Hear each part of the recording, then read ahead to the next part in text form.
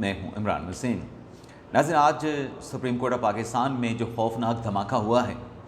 इस धमाके की ख़बर की तफसीलात से अपने वीडियो लॉग का आगाज़ करेंगे और इसके बाद हमारे प्रोग्राम की जो दीगर अहम ख़बरें हैं फिर उनकी डिटेल्स आपकी खिदमत में पेश करेंगे। तो नाज़रीन, आज 4 नवंबर है, दिन है मंगल का और साल 2025। प्रोग्राम का आगाज़ करने से पहले आपसे दरख्वास्त करेंगे कि चैनल को सब्सक्राइब कर लें, बेल आइकॉन का बटन प्रेस करें, वीडियो पसंद आए तो इसे लाइक और शेयर ज़रूर कीजिएगा। तो नाज़रीन, सुप्रीम कोर्ट में कोई 11 बजे से कोई 5-7 मिनट पहले ये धमाका हुआ। जब ये धमाका हुआ हम सुप्रीम कोर्ट के प्रेस रूम में मौजूद थे और इस धमाके की शिद्दत इतनी ज़्यादा थी कि पास रूम की जो विंडोज़ थी उसकी विंडोज़ की खिड़कियाँ जो शीशे थे वो बजने लगे। अच्छा, मैं उसके बाद जब चल के नीचे आ रहा था और मैं जायज़ा लेना चाह रहा था, देखना चाह रहा था कि ये धमाका क्यों हुआ है, इतना शदीद धमाका कि सुप्रीम कोर्ट की विंडोज़ के जो शीशे थे वो लर्ज़ गए, सुप्रीम कोर्ट के विंडो के जो शीशे थे वो टूट गए। हमारी पास की विंडो तो सिर्फ खड़की थी इस धमाके की वजह से, हवाओं के धमाके के दबाव की वजह से। जब मैं नीचे कैंटीन की तरफ गया, जो कि बेसमेंट में सुप्रीम कोर्ट की कैंटीन है, वहाँ पर तो मनाज़र ही कुछ और थे। सुप्रीम कोर्ट का जो कैंटीन का जो रूम था मुकम्मल तौर पे झुलस चुका था और धमाके से उस फ्लोर के जो विंडोज़ थी उसके शीशे टूट चुके थे और उससे ऊपर जो सुप्रीम कोर्ट बार का जो अपना एक रिसेप्शन बना हुआ है जहाँ पे वकला जाके कोई इन्फॉर्मेशन अपने केसेस से मुतल्लिक हासिल करते हैं, वहाँ पर भी उस रिसेप्शन रूम के जो शीशे थे वो भी टूट चुके थे। और सामने लगी जो लिफ्ट थी, लिफ्ट के ऊपर लगा जो मार्बल था साइडों पर, वो मार्बल भी टूट के नीचे गिर चुका था। तो ये नाज़रीन एग्जैक्टली जो धमाका सुप्रीम कोर्ट में हुआ है, क्योंकि रिपोर्ट ये हो रहा है कि सिलेंडर का धमाका हुआ है। ये सिलेंडर का धमाका नहीं था, बल्कि अब तक की जो इब्तदाई तहकीकात हुई हैं उसमें यह पता चला है कि पिछले 2-3 दिन से गैस लीकेज हो रही थी। गैस लीकेज जो एसी प्लांट है सुप्रीम कोर्ट का, जो सेंट्रल एसी प्लांट है, वहाँ से गैस लीकेज हो रही थी और उसको रोकने के लिए कुछ पाइप्स वहाँ पे तब्दील भी किए गए थे, लेकिन वो लीकेज नहीं रुक रही थी। आज जब वहाँ पर जो स्टाफ था जो कि ये सारा मतलब उसकी मेंटेनेंस कर रहा था, उसको देख रहा था, वो जब चेक कर रहा था भी कहाँ से गैस की लीकेज हो रही है, तो फिर ये दोबारा से मतलब वहाँ पे धमाका हुआ है और धमाके के नतीजे में कोई 12 अफराद जो है वो झुलस गए हैं, ज़ख्मी हुए हैं, जिसमें 2 की हालत जो है वो बड़ी शदीद यानी तशवीशनाक बताई जाती है। एक शख्स जो ज़ख्मी हुआ है उसके 80% जिस्म जो है वो झुलस गया है। तो जानी नुकसान चले ज़ख्मी होने की सूरत में तो हुआ है, लेकिन उससे आगे भी वाइब्स अच्छी नहीं आ रही। यानी अगर हम माजी में कुछ एक्सपीरियंस जो हमने किए हों, माजी में हमने देखा हो कि जहाँ पर कोई बंदा जल गया है, 80% तक जिसका जिस्म जल जाए तो नाज़रीन अल्लाह ताला उसको ज़िंदगी दे, उसको सेहत अता फरमाए, जिसका 80% जिस्म जो है वो झुलस गया है। ये आईजी साहब यहाँ पे पहुँचे थे इस्लामाबाद पुलिस के, उनकी तरफ से बताया गया है कि 9 जो लोग ज़ख्मी हुए हैं, 9 उनमें से 3 को जो है वो पेंस मुंतकिल किया गया है, तो 9 को जो है वो पॉली क्लिनिक मुंतकिल किया गया है। तो ये नाज़रीन अफसोसनाक वाक़या आज सुप्रीम कोर्ट ऑफ पाकिस्तान में पेश आया है। अब चूँकि अदलिया की हमने बात की है तो अदलिया से जुड़ी कुछ और भी ख़बरें हैं, इमरान खान साहब से जुड़ी कुछ ख़बरें हैं, उनकी डिटेल आपके साथ शेयर करके फिर 27वीं आईनी तरमीम वो कौन से नुकात हैं जिस पर इत्तफ़ाक़ राय है। अदालत में नाज़रीन ख़बर यह है कि आज़म सवाती साहब ने पेशावर हाई कोर्ट से रजू किया था कि उन्होंने जो कोहिस्तान स्कैंडल है, कोहिस्तान स्कैंडल के सिलसिले में उन्होंने अदालत के सामने सरेंडर करना है, अदालत के सामने पेश होना है। आज़म सवाती साहब ने पेशावर हाई कोर्ट से कहा कि मुझे गिरफ्तारी का खदशा है तो हिफाजती ज़मानत दी जाए। तो पेशावर हाई कोर्ट के 2 रुकनी बेंच ने आज़म सवाती को गिरफ्तार करने से रोक दिया है और हुक्म यह दिया गया है कि आज़म सवाती चूँकि एहतसाब अदालत में पेश होना चाहते हैं, लिहाजा इनको गिरफ्तार न किया जाए। इस्लामाबाद हाई कोर्ट में साबिक़ चीफ जस्टिस मियाँ साकिब निसार के बेटे नजम साकिब की जो ऑडियो लीक का मामला था, जिस पर उन्होंने कायमा कमेटी की जानिब से तलब करने पे जैसे बाबर सत्तार साहब की अदालत में समाअत हुई थी, आज उस केस की जस्टिस आज़म खान साहब ने समाअत की है। और जब अदालती कार्रवाई का आगाज़ हुआ तो एडिशनल अटॉर्नी जनरल की जानिब से ये बताया गया कि चूँकि इस केस में बाबर सत्तार साहब ने जो ऑर्डर जारी कर रखे थे उस पर वफाकी हुकूमत ने सुप्रीम कोर्ट से रजू कर लिया था और सुप्रीम कोर्ट ने बाबर सत्तार साहब के बेंच को इस केस में कार्रवाई आगे बढ़ाने से रोक दिया था। तो सुप्रीम कोर्ट का चूँकि हुक्म इम्तना मौजूद है तो स्टे ऑर्डर की मौजूदगी में आप इस केस की अदालती कार्रवाई को आगे नहीं बढ़ा सकते हैं। तो जैसे आज़म खान साहब ने केस की समाअत को आगे नहीं बढ़ाया और कल मुझे एक दोस्त ने भी मैसेज करके बताया था कि सुप्रीम कोर्ट का स्टे ऑर्डर है, शायद ये अदालती कार्रवाई आगे ना बढ़ सके।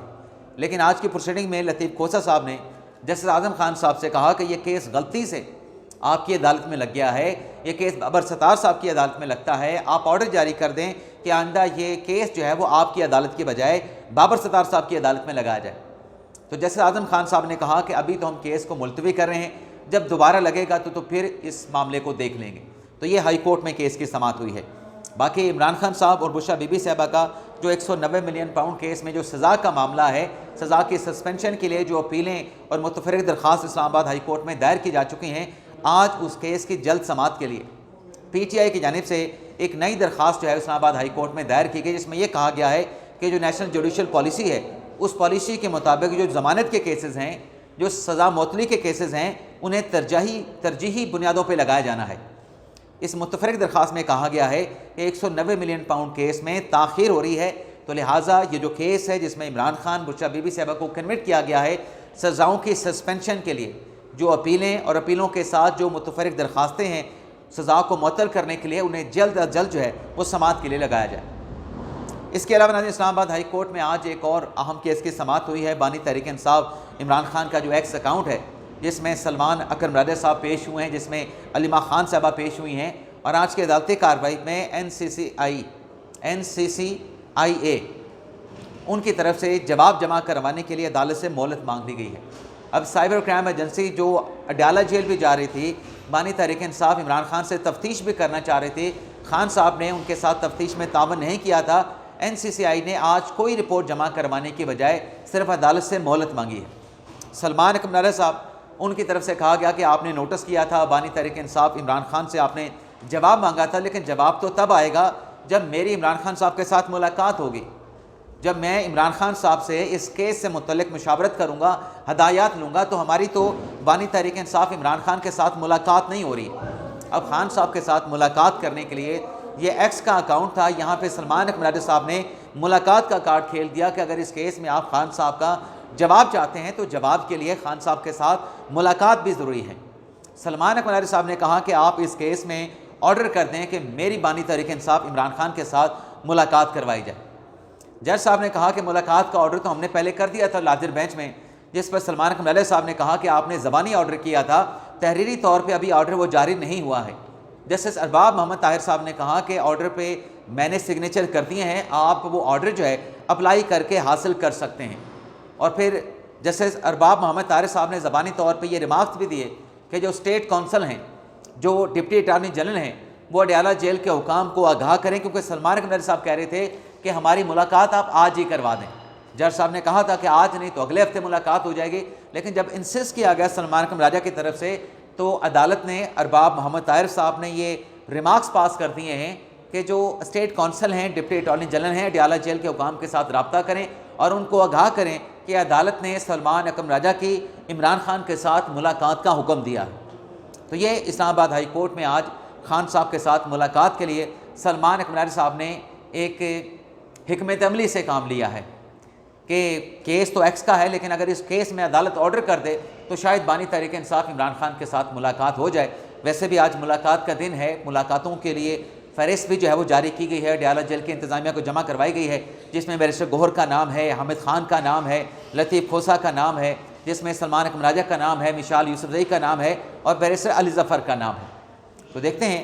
आज का अदालत का ऑर्डर भी है और मार्च 2025 का भी अदालत का ऑर्डर मौजूद है। तो मुलाकातों से मुतल्लिक आज क्या पेशरफ्त होती है, वो नेक्स्ट वीडियो लॉग में उसकी डिटेल जो हैं वो आपके साथ हम शेयर करेंगे। अब नाज़रीन आ जाते हैं 27वीं आईनी तरमीम की बात कर लेते हैं।